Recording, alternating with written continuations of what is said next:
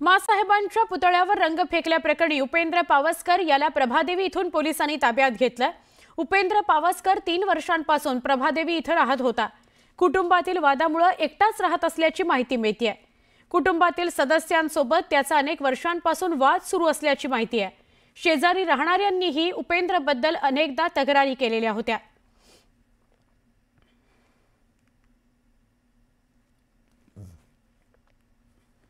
या सारखा परिणाम झाला। ते लोकांची कंप्लेंट आहे ना, आता एकटाच ना तो, आई वडील कुठे, पण ते आता एवढं जेवढं माहिती आहे तेवढं सांगितलं।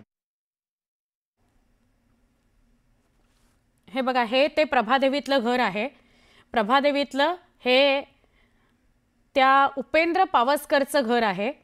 उपेंद्र पावसकर इथे एकटाच राहतो, त्याचे आई वडील नाही आहेत आता, आणि इथेच तो गेली काही वर्ष राहतो आहे, एकटा राहतो आहे। त्याच्या घरच्यांशी वाद सुरू आहेत आणि त्यामुळे म्हणजे त्या वादामुळे तक्रार करण्याकरता म्हणून भावाची तक्रार करण्याकरता तो पोलीस स्टेशनला जात होता। मात्र पोलीस त्याची दखल घेत नव्हते, कारण त्यात उद्धव ठाकरे आणि आदित्य ठाकरे हस्तक्षेप करतायत असा त्या उपेंद्रचा आरोप होता, आणि म्हणून उपेंद्रने हे कृत्य केलं रागातून, असं प्रथमदर्शनी तरी समोर येत आहे। पोलिसांनी याविषयी अजून स्पष्टता करणं बाकी आहे, पण प्रभादेवीतलं हे त्याचं घर आहे जिथून त्याला ताब्यात घेण्यात आलं। सध्या आपण प्रभादेवीमध्ये आहोत आणि एका घराच्या बाहेर तुम्ही बघताय हे दृश्य।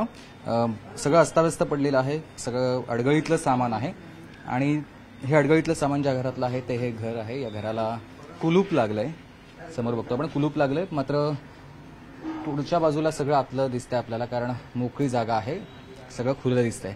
इथूनच उपेंद्र गुणाजी पावसकर या व्यक्तीला ताब्यात घेतलेलं आहे, ज्यानं मासाहेब मीनाताई ठाकरे यांच्या पुतळ्यावरती रंग फेकलेला होता। श्रीधर पावसकर हे बाळासाहेबांचे खाजगी सुरक्षारक्षक म्हणून पूर्वी काम करायचे। त्यांचा सख्खा भाऊ गुणाजी पावसकर यांचा मुलगा उपेंद्र पावसकर याच घरामध्ये राहत होता, आणि इथूनच काल त्याला दुपारी पोलिसांनी, ही घटना घडल्यानंतर दुपारी पोलिसांनी त्याला इथूनच ताब्यात घेतलंय। घरातलं सगळं साहित्य अस्ताव्यस्त पडलेलं आहे।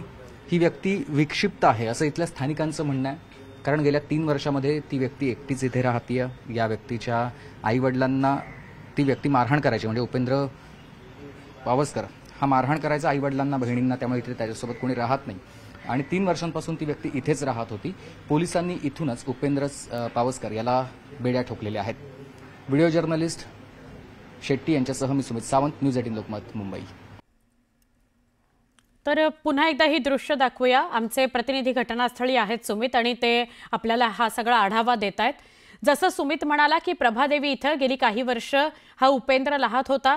त्याच्या मानसिक आरोग्यावर थोडासा परिणाम झालेला आहे। तो आईवडिलांना आणि बहिणीला मारहाण करायचा जेव्हा ते त्याच्यासोबत राहायचे, त्यामुळे आता इथे कोणी त्याच्यासोबत राहत नव्हतं, आणि त्याचा आणि त्याच्या भावाचा जो वाद सुरू होता त्या वादाच्या रागातून कदाचित त्याने हे कृत्य केलं असावं, अशा प्राथमिक माहिती समोर येते। अजून अधिकृत झालेली नाही ही माहिती, पण तो जिथे राहत होता तिथूनच त्याला ताब्यात घेण्यात आलंय। तो हा प्रभादेवीतला परिसर।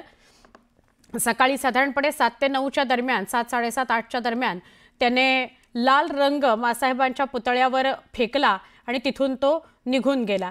सीसीटीव्ही मध्ये तो कैद झालेला नाही, म्हणजे प्रत्यक्ष पुतळ्यावर रंग फेकण्याचा जो प्रकार त्याने केलेला आहे तो सीसीटीव्हीत कैद झाला नाही असं कळतंय। अर्थात या सगळ्या संदर्भात अधिकृत गोष्टी या फक्त पोलिसच सांगू शकतील, पण प्रभादेवी इथून लगेचच त्याला ताब्यात घेण्यात आलं काल, आणि मग त्याने कबूलही केलं की मी अशा प्रकारचं कृत्य केलंय। आदित्य ठाकरे आणि उद्धव ठाकरे हे चुलत भावाला मदत करत होते, आणि त्याच्या रागातून त्याने हे कृत्य केल्याचं बोललं जात आहे।